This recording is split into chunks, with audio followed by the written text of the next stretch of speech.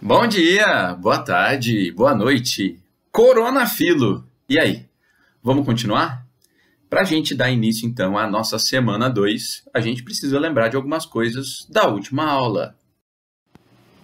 Na aula passada, estudamos então alguns filósofos e alguns pensadores, como os sofistas, né? Os sofistas, pensadores que ensinavam a areter as estratégias de argumentação como uma habilidade a ser ensinada. Dois dos principais a gente observou: Protágoras com relativismo, observado na frase "o homem é a medida de todas as coisas", e o Gorgias, né, que pelo ceticismo absoluto, né, negava a verdade, a existência da verdade. E vimos que esses indivíduos, não só o Protágoras e o Gorgias, mas outros sofistas, eram inimigos, né, de Sócrates, né, um crítico dos sofistas, justamente porque propunha um conhecimento universal.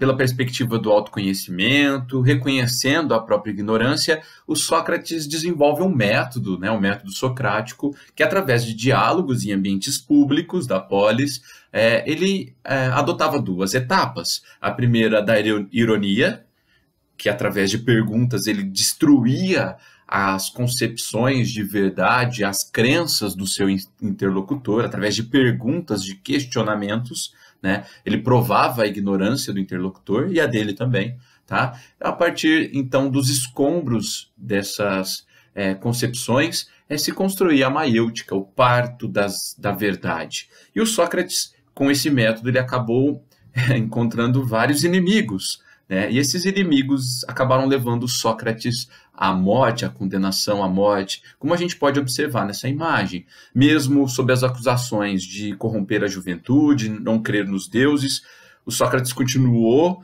usando do seu método, né? E isso levou ao seu julgamento final, condenado a tomar cicuta, o veneno que está sendo entregue ali na imagem a Sócrates. E eu gostaria que vocês reparassem nesse senhor de branco, do lado esquerdo, a postura dele desacreditando dessa situação, né? Desanimado. Esse senhor, representado na imagem, atribui-se a Platão, que na verdade nem era tão velho assim no momento, tá? Que não presenciou a morte do seu mestre, mas se revoltou, né, com essa acusação e com esse julgamento, tá? E a gente vai perceber que a sua filosofia é muito solidificada, é construída a partir disso. E na última aula, portanto, a gente começou a adentrar a perspectiva do Platão, né? Com o mito, a alegoria da caverna, que a gente observou lá a relação estabelecida entre a ideia de escuridão com ignorância e luz com conhecimento, que observou também no mito. Se você não se recorda, volte à aula da semana 1, que lá você vai encontrar todas as informações, né? Perspectiva de que opa, tá escrito errado ali, hein? Esse sujeito fora da caverna é o Sócrates, né? Mestre do Platão, tá? E a perspectiva de que há duas teorias associadas ao mito da caverna, né? A alegoria representa, portanto, o Heráclito como o conhecimento da mudança, da ilusão, do devir, né? Dentro da caverna, e o Parmênides fora da caverna. No slide anterior estava escrito Paramênides. Me perdoem, eu errei. Beleza? Bem, sobre essa perspectiva do mundo sensível, o mundo de dentro da caverna, do senso comum, sem estudo, sem investigação, um mundo de ilusão e mudanças, tá? De doxa, tá? A gente tem um mundo contraposto, que é o mundo de ideias, inteligível, tá? Um mundo de verdade, em que a razão liberta o homem, né? E o permite conhecer através de novas experiências, uma nova realidade perfeita e imutável, e que se obtém, obviamente, a episteme, o conhecimento, a verdade. E na última aula a gente observou somente a perspectiva, né, da epistemologia, ou seja, da teoria do conhecimento. Agora, nós vamos observar a questão ética, política e estética sob a perspectiva do Platão. Vamos lá? Bem, quando a gente observa a teoria ética, né, do Platão, a gente observa, por exemplo, que ele adota uma postura racionalista, né? Como a gente consegue observar que a razão é o que liberta o homem, que permite que ele acesse o mundo das ideias, essa razão também é que permite o homem perceber uma concepção ética, uma ação correta, né? E até mesmo construir valores e ações de acordo com essa razão. E a gente observa que o dualismo presente no mito da caverna acaba também transpondo para outras concepções, como a do próprio indivíduo, né? Que nesse mundo de ilusão e de mudança, no mundo do mundo sensível, né? É composto por corpo, mas há também a dimensão da alma, né? Que seria do mundo das ideias, que o indivíduo que age sobre as paixões, né, é o mundo que age de acordo com o mundo da sensibilidade, o mundo sensível, e o mundo que age governado pela razão é alguém que tem acesso ao mundo das ideias. E diante dessa concepção, o Platão ele acredita que nesse mundo, né, material, mundo sensível, há uma espécie de purificação desses indivíduos para alcançar a ideia de bem universal que está somente no mundo das ideias, tá? O belo seria, no caso, uma manifestação de uma ideia, o bom, tá? No mundo sensível. Bem, de acordo com Platão, algo também extremamente importante da gente analisar e destacar, é que há uma necessidade muito clara em relação à polis. A polis ela é importante para o Platão, justamente porque ela permite a harmonização dos indivíduos em relação à ideia de medida, de beleza e verdade. Tá? Então, seria, no caso, algo extremamente importante para mediar as ações humanas, as ações também da polis.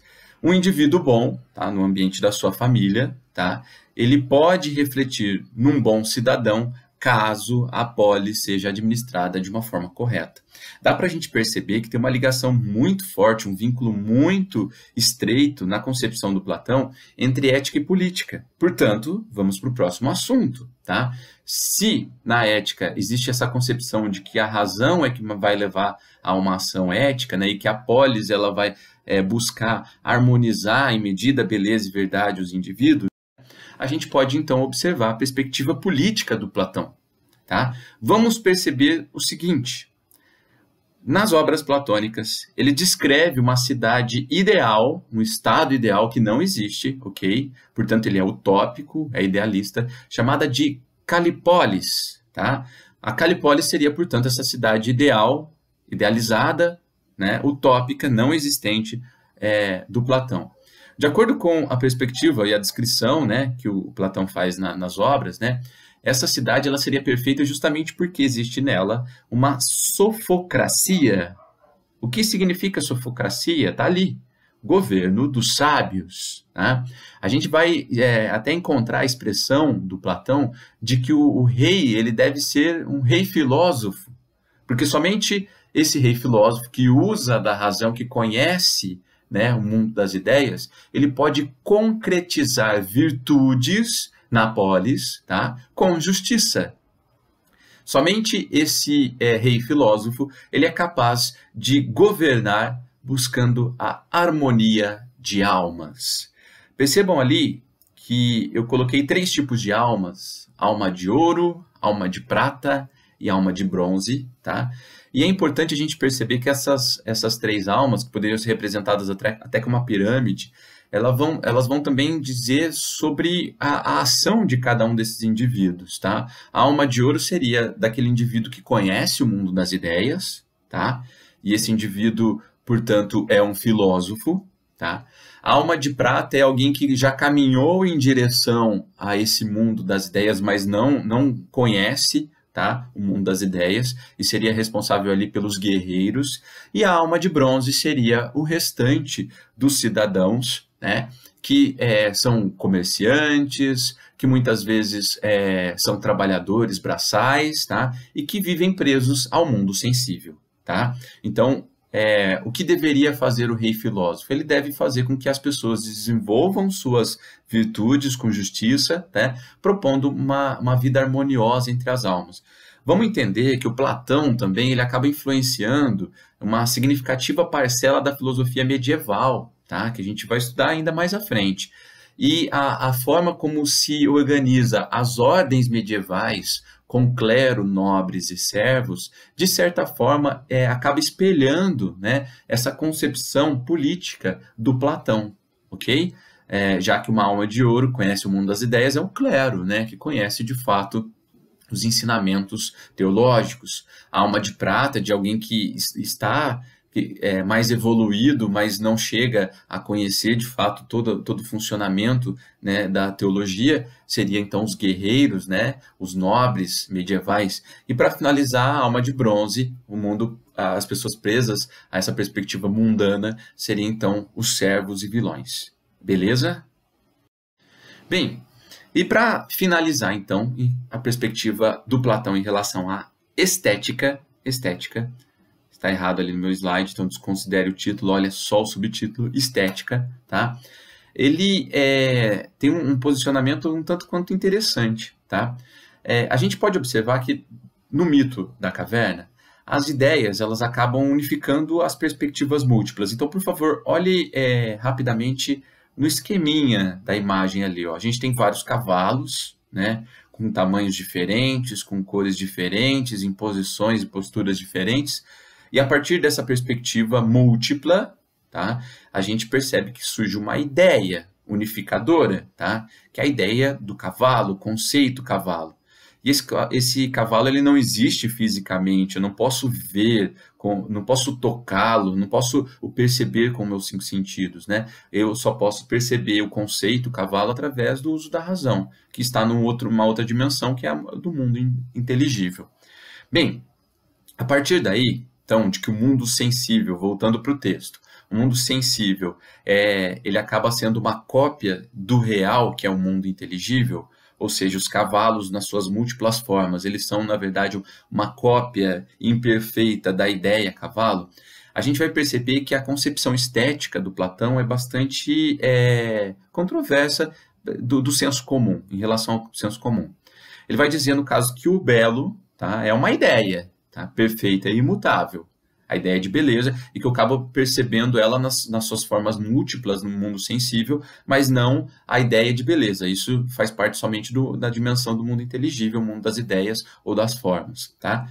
E para o Platão, a arte ela é uma imitação justamente das cópias, tá, do mundo sensível. Ou seja, a arte é uma imitação da cópia. A arte imita a cópia. Os gregos costumam usar a palavra mimesis, tá? Ou seja, de uma forma bem específica a gente percebe que para o Platão a arte ela é uma imitação da imitação, é mimesis da mimesis. E ele acredita que isso é muito ruim. Então volta para o esquema, volta para a imagem, tá? Então esses cavalos do mundo sensível, tá, eles podem ser copiados através da arte. E para o Platão, a arte ela é duplamente ruim. Primeiro porque ela não é a ideia original, tá? Ela não é a unificação, não é algo do mundo inteligível, tá? Ela é mimesis. E outra situação é que ela é cópia da cópia. Portanto, a arte ela é duplamente ruim porque ela acaba afastando o homem da verdade, e essa verdade seria, portanto, o mundo inteligível. Para a gente finalizar, então, a perspectiva estética do Platão, vamos perceber que o Platão ele busca em suas obras substituir a poesia pela filosofia, a arte pelo uso da filosofia, justamente porque a arte afasta o homem da verdade e a filosofia, segundo a concepção platônica, ela aproxima. A gente vai perceber que esse ponto vai ser de extrema importância para gerar um rompimento com o seu discípulo Aristóteles, que a gente vai ver na próxima aula, tá? Vamos fazer um exercício, então? UEL 2010. No pensamento ético-político de Platão, separa ali o tema, pensamento ético-político de Platão, a organização no estado ideal, estado ideal, lembra lá? A gente observou essa perspectiva quando estudamos a perspectiva ética e política do Platão. Reflete a justiça concebida como a disposição das faculdades da alma. Faculdades, habilidades da alma, que faz com que cada uma delas cumpra a função que lhe é própria. Então, vamos lá. Na perspectiva ideal do Platão, na concepção ética e política, as faculdades da alma, alma de ouro, prata e bronze, né, fazem com que o rei filósofo ele possa permitir qual que é a função de cada uma dessas almas. No livro 5 de A República, Platão apresentou o estado ideal como o governo dos melhores selecionados. Para garantir que a raça dos guardiões se mantivesse pura, o filósofo escreveu, vou até separar isso aqui, ó, a raça dos guardiões se mantivesse pura, o filósofo escreveu, lembra lá os guardiões? A alma de prata. É preciso que os homens superiores se encontrem com as mulheres superiores o maior número de vezes possível. Vou até separar isso que é muito importante. É preciso que os homens superiores se encontrem com as mulheres superiores o maior número de vezes possível. E, inversamente, os inferiores com as inferiores, e que se crie a descendência daqueles e a destes não, se queremos que o rebanho se eleve às alturas. Credo, mano. Os inferiores com as inferiores, a gente precisa inversamente provocar esses encontros, então dificultar o acesso para que o rebanho se leve às alturas. De um modo geral, a gente vai percebendo em relação aos guardiões, os nobres, ou melhor, os guerreiros, né? Nobres seria a concepção medieval, tá? Os homens superiores com as mulheres superiores o maior tempo possível para que tenham mais descendentes, tá? E que os inferiores se reúnam menos para que assim o rebanho se eleve às alturas. Bem, o estado ideal, a forma como deve ser administradas as almas para o Platão. É isso aí. Então, para o Platão, isso é o justo. Com base no texto e no conhecimento sobre o pensamento ético político de Platão, é correto afirmar, vamos lá, o estado ideal prospera melhor com uma massa humana difusamente misturada. Bem, no texto está falando exatamente sobre a alma dos guardiões, né? E a reprodução desses guardiões. E fala para não ter mistura, né? Entre os guardiões.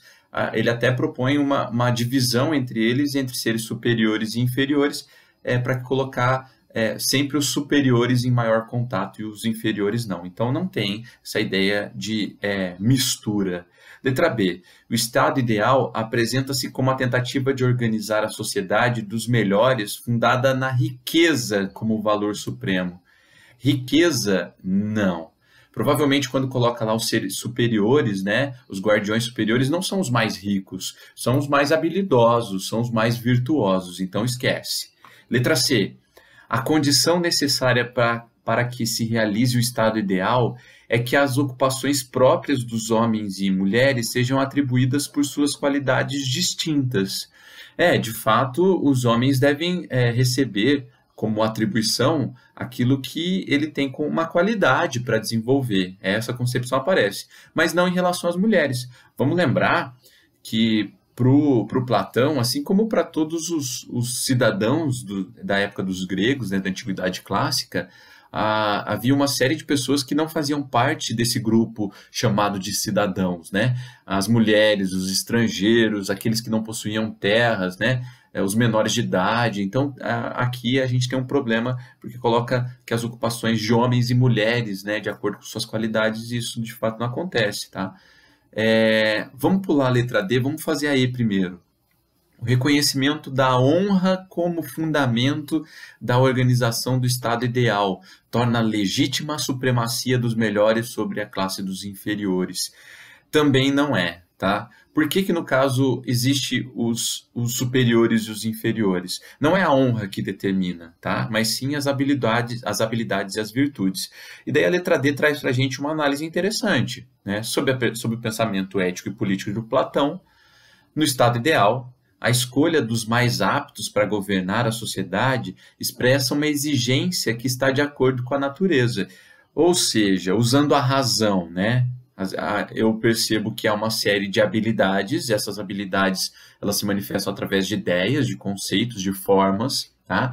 Que podem ser encontradas em alguns indivíduos e outros não, porque todos os indivíduos são cópias imperfeitas dessas ideias, né? E o mais apto a governar é aquele que conhece essas ideias, né? E põe os seres superiores para conviver e gerar, no caso, a elevação desse estado ideal, né? A superação, o progresso, algo nesse sentido, né? Se bem que essa palavra progresso a gente tem que tomar um pouco de cuidado nesse contexto, tá? Mas por isso que a gente percebe que a letra D é a correta.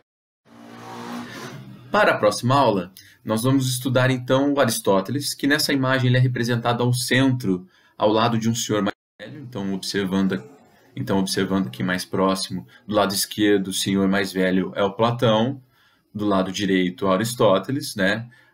Sendo que o Aristóteles ele é um discípulo, um seguidor do Platão, né? E só que diferentemente do que acontece na concepção religiosa, na filosofia nem sempre o discípulo segue o seu mestre, tá? E a gente vai observar então essas mudanças, essas diferenciações, tá? Pessoal, para vocês, desejo aí que vocês consigam viver nessa rotina diferente, recomendar para que os seus rituais diários sejam sempre desenvolvidos dentro do possível em casa, então se alimentem bem, se hidratem, façam exercícios, tá? Físicos, né? Cuidem do corpo, mas também cuidem da alma, estudem, tentem ao máximo possível aí pôr em prática o plano de estudos que vocês fizeram, tá? Estou torcendo por vocês e boa sorte.